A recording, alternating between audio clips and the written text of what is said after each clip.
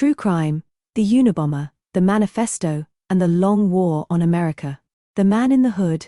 On the morning of September 19, 1995, readers of the Washington Post opened their paper and found something newspapers are not supposed to print for killers: a manifesto, 35,000 words long, published after the Attorney General and the FBI urged it for public safety reasons.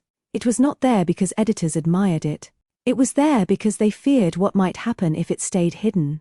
For nearly 2 decades, a bomber had moved through American life without a photograph, without a name, and almost without a mistake. He had mailed bombs, planted bombs, injured people tied to universities and technology, and killed 3 men in attacks that felt both intimate and random. He seemed to know how to vanish inside ordinary objects. By then, investigators had spent years studying fragments of wood, metal, wire, stamps, false return addresses, and the damaged lives left behind. They had built one of the biggest manhunts in modern federal law enforcement, and still did not have the one thing they needed most: a voice they could place. The manifesto changed that. Somewhere, the FBI believed, someone would read those pages and hear a person rather than an idea. The break would not come from a fingerprint or a witness at a mailbox. It would come with recognition, and when it came, it would come from inside the bomber's own family. The boy genius from Chicago. The man later known as the Unabomber was born Theodore John Kaczynski in 1942 and grew up in the Chicago area. By every conventional measure, he looked less like a future domestic terrorist than a prodigy headed for a rare intellectual life. He entered Harvard at 16, earned his undergraduate degree in 1962, completed a PhD in mathematics at the University of Michigan in 1967, and soon took a position as an assistant professor at Berkeley. That biography matters because it is part of the case's enduring unease. He was not a drifter accidentally caught in violence. He was academically exceptional, trained at elite institutions, and fully capable of navigating the most prestigious corners of American life. The eventual crimes did not emerge from social invisibility. They emerged from someone who had already proved he could succeed inside the world he came to hate. Yet the same record shows a man who grew increasingly hostile to technology, modern social life, and the institutions around him. He left Berkeley in 1969, drifted for a time, and in 1971 settled on land near Lincoln, Montana, where he built a tiny cabin with no heat, electricity, or running water.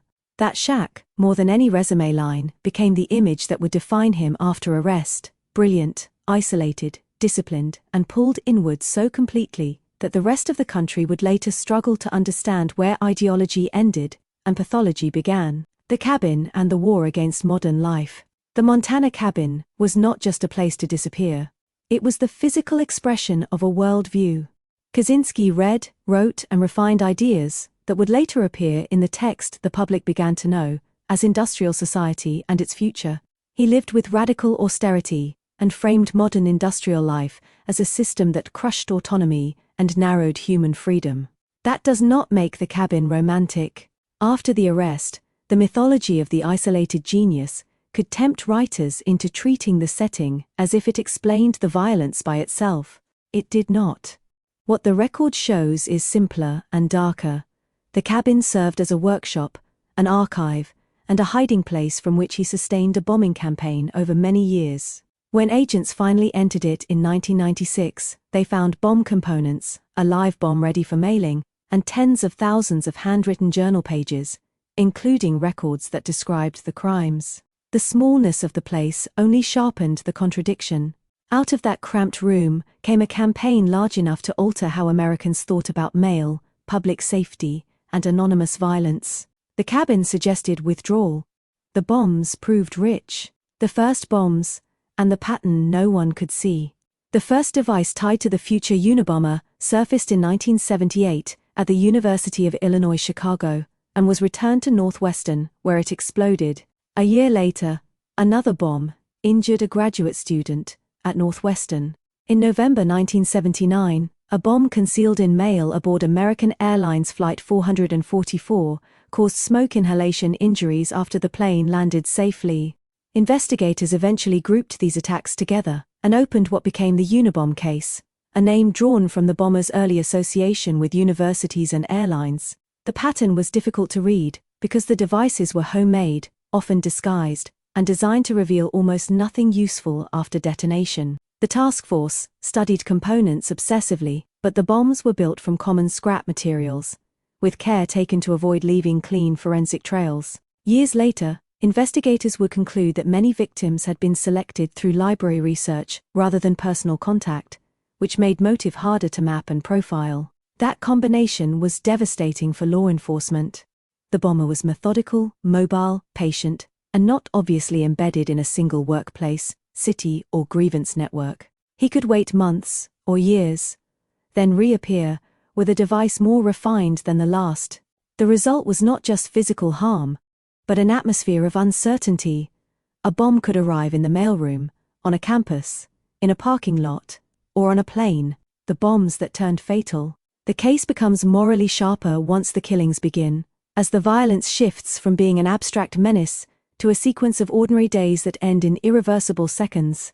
On December 11, 1985, Hugh Scruton, a 38-year-old owner of a computer store in Sacramento, was behind his business when he encountered a package in the parking lot.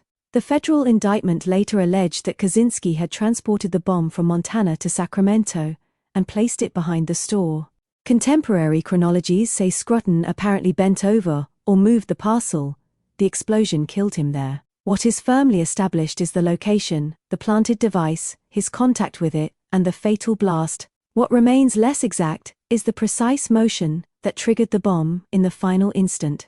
9 years later, on December 10, 1994, Thomas Mosser, an advertising executive, opened a parcel at his home in North Caldwell, New Jersey. The package exploded and killed him. Later accounts describe the device detonating in his kitchen as he opened mail that had accumulated during travel. Here too, the broad sequence is clear, even if every hand movement is not. Mailed package, home setting, opening, immediate detonation, death. The bomb was not a public spectacle. It was a private domestic ambush. Then came the final killing. On April 24, 1995, Gilbert Murray, the 47-year-old president of the California Forestry Association, opened a parcel at the association's Sacramento office. The indictment alleged that Kaczynski transported the device from Montana to Oakland, mailed it to the association, and that it exploded when Murray opened it. The package was addressed not to Murray, but to his predecessor, William Dennison. That detail matters because it shows the bomb as a trap laid inside routine office behavior. A parcel arrives, the wrong person opens it, and the room is transformed in an instant. The mechanics of these murders reveal the logic of the whole campaign. There was rarely a confrontation in the traditional sense. No chase, no shouted threat, no visible attacker was present at the moment of death. The fatal act had usually happened earlier, when the device was built, wrapped, addressed, carried, or placed. By the time the victim touched the object, the bomber was gone. Legally, that meant prosecutors later had to reconstruct transport, mailing, placement, and intent across state lines. Morally, it meant the violence invaded the most routine gestures of modern life. Picking something up, opening mail, doing your job. The uncertainty that remained was not about whether these men were murdered. It was about how Kaczynski chose them, how far ideology governed the target list, and what could be known about the exact second of each blast when there was often no eyewitness to the victim's final motion. That ambiguity is part of why the case stayed so haunting. The killings were specific enough to be terrifying and impersonal enough to make almost anyone imagine themselves in the same place. A killer without a face. After Scruton's death and later attacks, investigators still did not have a stable public image of the bomber. In 1987, after a bomb maimed Gary Wright outside a Salt Lake City computer store, 2 witnesses saw a man place a device in the parking lot and walk away. One description led to the famous sketch, hood up, sunglasses on, expression flat. It became one of the most recognizable suspect images in modern American crime. But the sketch was both useful and misleading. It made the bomber feel real, yet it did not identify him. It confirmed that he existed in the physical world, that he walked, observed, carried, and left. Still, It could not bridge the gap between a face-like outline and a prosecutable suspect. The bombing spree then went quiet for years, which only deepened the myth around him. When he returned in 1993 and 1994 with deadlier devices, the old uncertainty came back with greater force. By then, the task force had grown massive. More than 150 investigators, analysts and support staff worked the case. They examined every recovered fragment, revisited every victim, sorted through huge numbers of tips, and still found themselves chasing a bomber who seemed to improve precisely by learning what police could and could not see. The manifesto that entered the house. In 1995, after the murders of Mosser and Murray, the bomber sent a long anti-technology manifesto to major publications and offered to stop killing if it was printed. Federal authorities ultimately backed publication, not because they trusted him, but because they believed the writing might expose him more effectively than bomb fragments had. The text was published in the Washington Post with the cooperation of the New York Times after consultation with the Attorney General and FBI leadership. This was one of the most consequential editorial decisions in modern American crime reporting. The papers were effectively weighing the risk of amplifying a terrorist's ideology against the possibility of saving lives. The decision was made under pressure, with no guarantee that publication would stop the attacks, and no certainty that recognition would follow. But investigators believed the language was personal enough, distinctive enough, and emotionally committed enough that somebody, somewhere, would know it. They were right, though not in the way the public would first imagine. The breakthrough was not a stranger in a crowd. It was a family memory. A phrase, a rhythm, a worldview, a set of verbal habits. The bomber had spent years hiding his body and his movements. In the end, his language narrowed the circle around him. The brother who heard the voice. After the manifesto appeared, thousands of people sent in possible leads. One stood apart. David Kaczynski, Theodore's younger brother, recognized similarities between the published text and writings he knew from Ted. He provided letters and a 23-page essay from 1971. Investigators compared the documents and concluded that the same author had almost certainly written both sets of texts. What happened next is important, because it corrects the simplified folklore of the case. The brothers' suspicion mattered enormously. But later archival material from the prosecution team stresses that the tip alone was not enough. Federal investigators still had to do painstaking work, examine records, test the writing, compare life facts against the bombing history, and build probable cause strong enough for a warrant. In other words, recognition opened the door, but old-fashioned investigative work still had to walk through it. That is one reason the case still fascinates investigators. It was solved neither by pure science nor pure intuition. It broke because a family member heard the human voice inside a public document, and because law enforcement translated that recognition into admissible evidence. The search of the cabin. On April 3, 1996, agents arrested Kaczynski at his cabin near Lincoln, Montana. Inside, they found the thing investigators had been missing for years. Not one dramatic clue, but a dense evidentiary world. There were bomb components, a live bomb ready for mailing, handwritten journals, notes describing bomb-making experiments, and writings that amounted to confessions across the 16 bombings. The search transformed the case. Before the raid, the Unabomber was an elusive suspect, tethered to a linguistic lead and a life pattern that fit. After the raid, prosecutors had documents, physical components and records that connected the man in the shack to the long bombing campaign. The cabin did not merely contain ideology, it contained operational evidence. That is why the arrest felt less like the end of a mystery than the opening of a sealed room. For years the country had seen only the outward effects: smoke, metal fragments, ruined bodies, fear in mailrooms, and a sketch in dark glasses. The cabin exposed the interior discipline behind it. It showed that the campaign had been sustained not by chaos but by patience. The plea that prevented a public trial. Kaczynski was indicted in California in June 1996, in connection with bombings that killed Hugh Scruton and Gilbert Murray, and injured Charles Epstein and David Galanta. A separate New Jersey indictment followed over Thomas Mosser's murder. In 1997, the government formally gave notice that it intended to seek the death penalty. But the trial the public expected never really arrived. As jury selection proceeded, Kaczynski's relationship with his lawyers deteriorated around one issue above all others: mental illness. His attorneys moved toward a defense that used evidence of major mental illness. He resisted that strategy fiercely. The dispute spilled into questions about self-representation, competency, and whether a capital defendant could stop his own lawyers from presenting evidence about his mental condition.